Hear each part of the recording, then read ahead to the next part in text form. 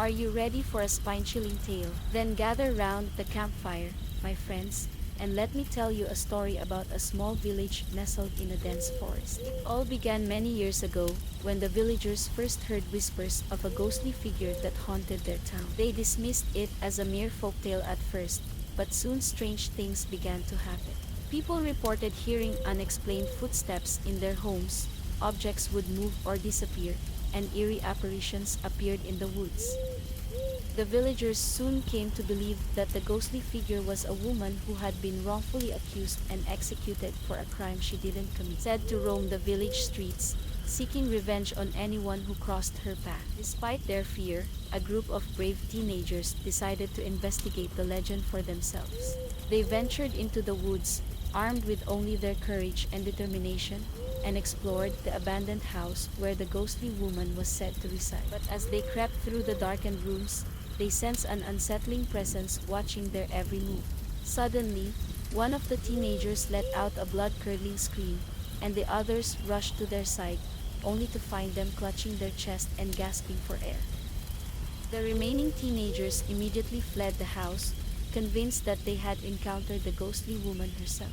But little did they know that they had unwittingly awoken a far more sinister presence in the forest.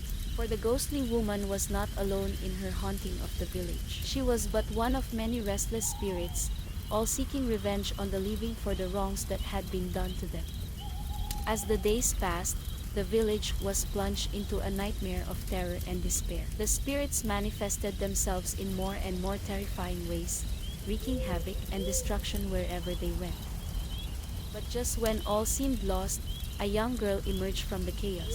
She was different from the others, for she possessed a special gift that allowed her to communicate with the spirits and soothe their restless souls.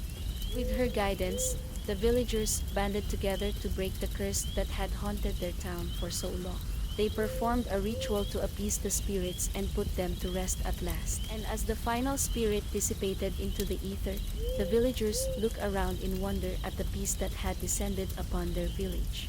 They knew that they would never forget the horrors that they had endured, but they also knew that they had triumphed over them in the end. So remember, my friends, that even in the darkest of times, there is always hope. And with the power of friendship and determination, anything is possible. I don't want to scare anyone, but I'm going to give it to you straight about Jason. His body was never recovered from the lake after he drowned. And if you listen to the old-timers in town, they'll tell you he's still out there. Demented creature surviving in the wilderness, grown by now, stalking, stealing what he needs, living off wild animals and vegetation. Some folks claim they've even seen him, right in this area. The girl who survived that night at Camp Blood, that Friday the 13th, she claimed she saw him. She disappeared 2 months later. Vanished. Blood was everywhere. No one knows what happened to her. Legend has it that Jason saw his mother beheaded that night, and he took his revenge. That he'll continue to seek if anyone ever enters his wilderness again. And by now, I guess you all know, we're the first to return here. 5 years. 5 long years he's been dormant. Always on the prowl for intruders, ready to devour.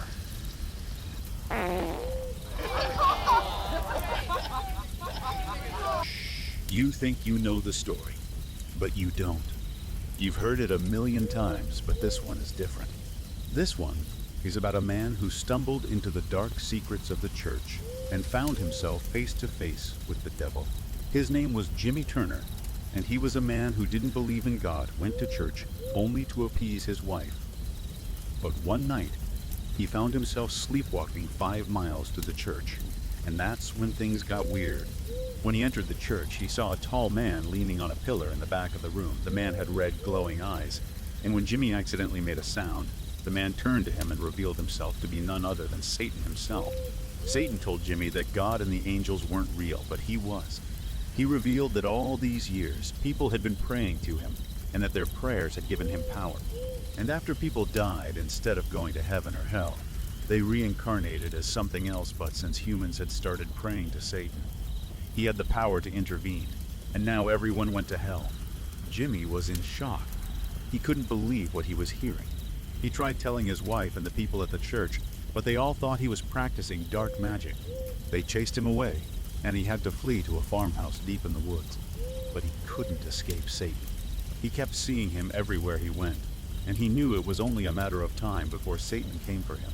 As he sat alone in his farmhouse, Jimmy heard a knock on the door.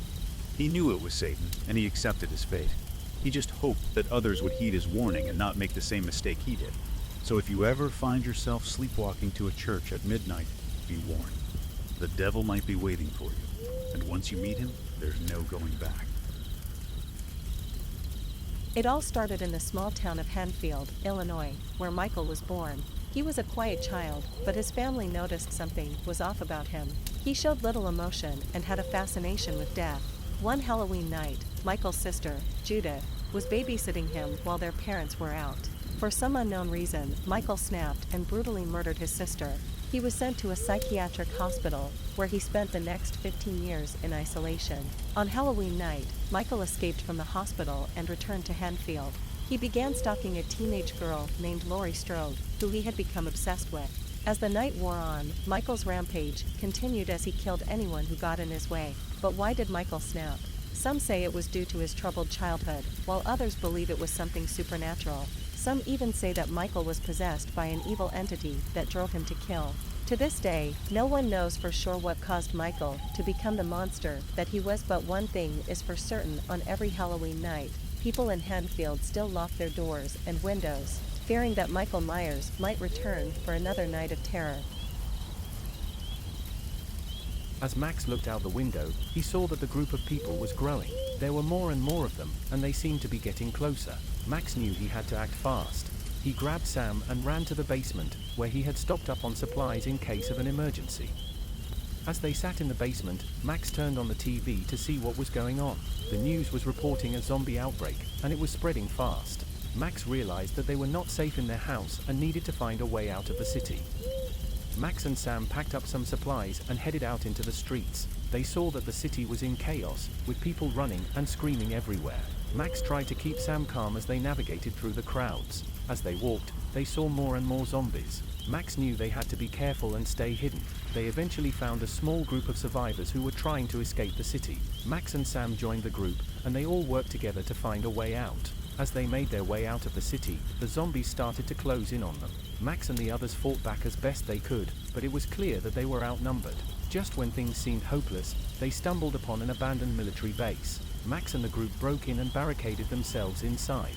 As they waited in the base, Max and Sam started to hear strange noises. It sounded like the zombies were trying to break through the walls. Max knew they needed to find a way out before it was too late. Max and Sam sneaked out of the base and made their way to a nearby town. They found a small plane and took off, hoping to find safety elsewhere. As they flew over the city, they saw that the outbreak had spread far beyond their neighborhood. The world had changed forever. Max and Sam never forgot that night, the night when the world turned upside down. They knew that they were lucky to have survived, and they would always be prepared for whatever came next.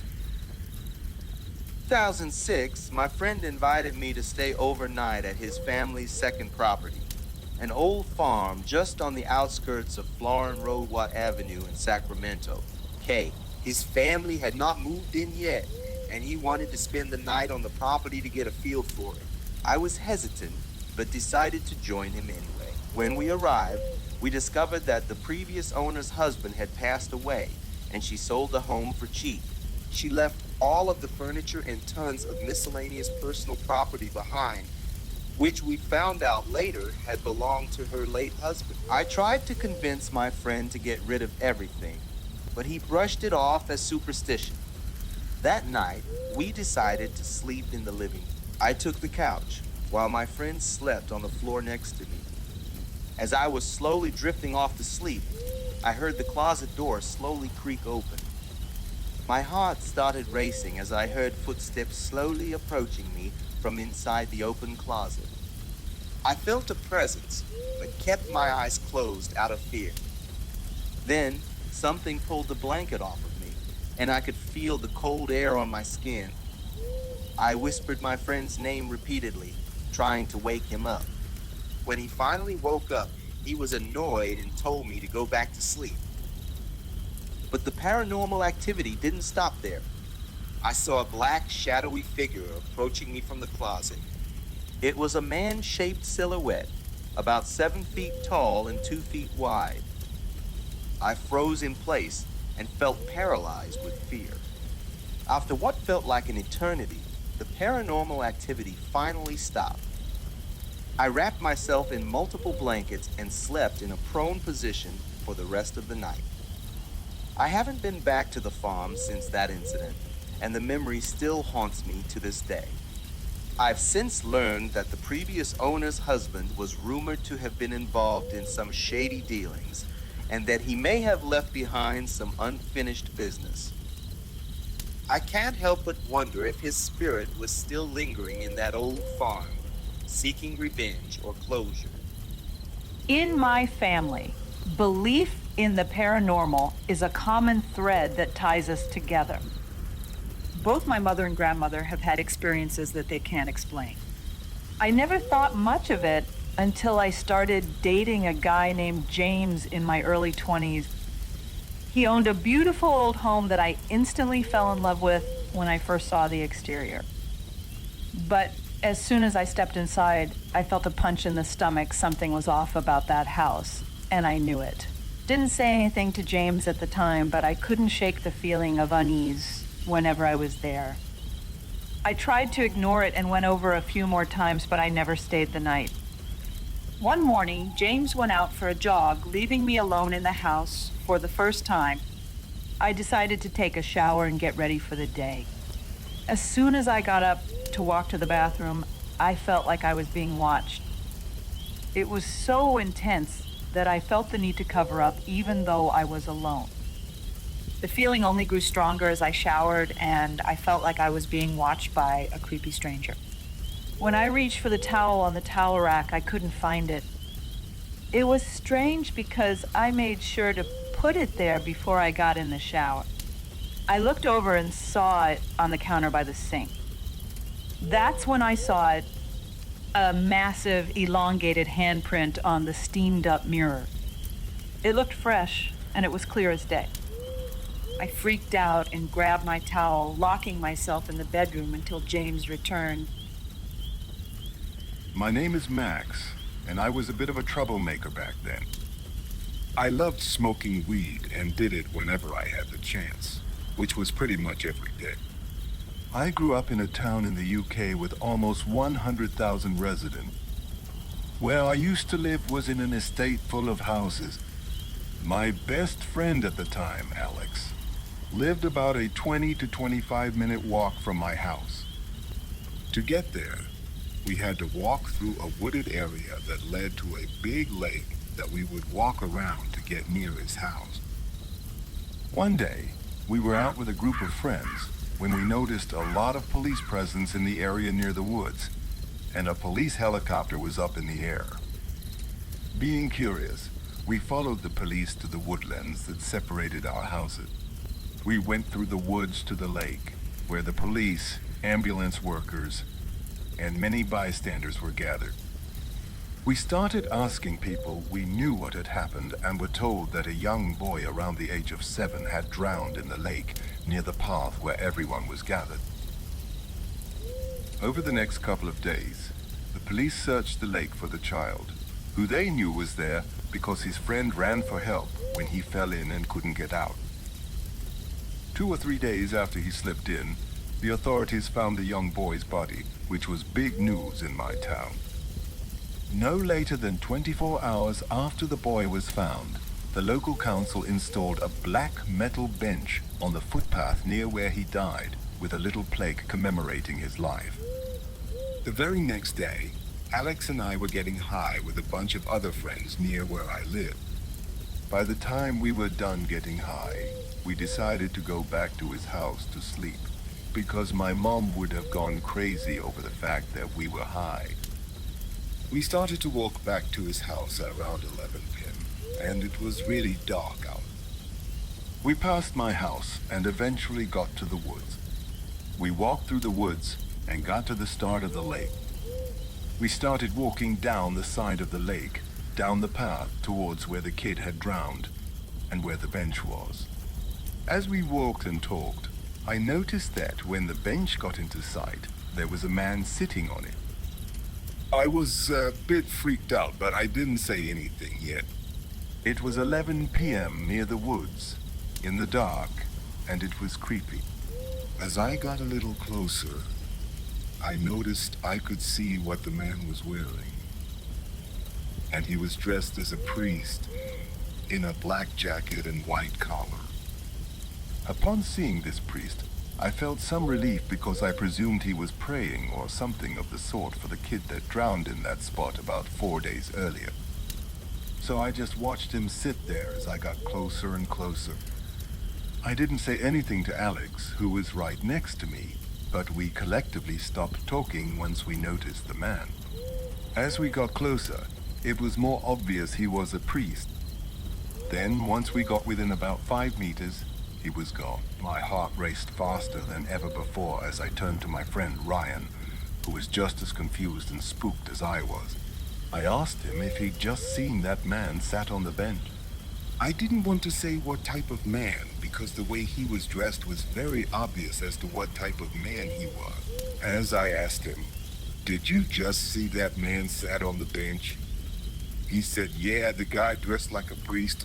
When I tell you my heart sunk, I can't explain that feeling or that situation to this day." What gets me is I purposely asked my friend if he saw the man, and he corrected me by saying the man was a priest. If it was a person, they'd have had to get up and walk away from us in a straight line down the path which we'd have seen, or they'd have had to walk past us. But no, when we got close, poof, gone. Still to this day, it's my only paranormal experience. But it blows my mind every time I think about it.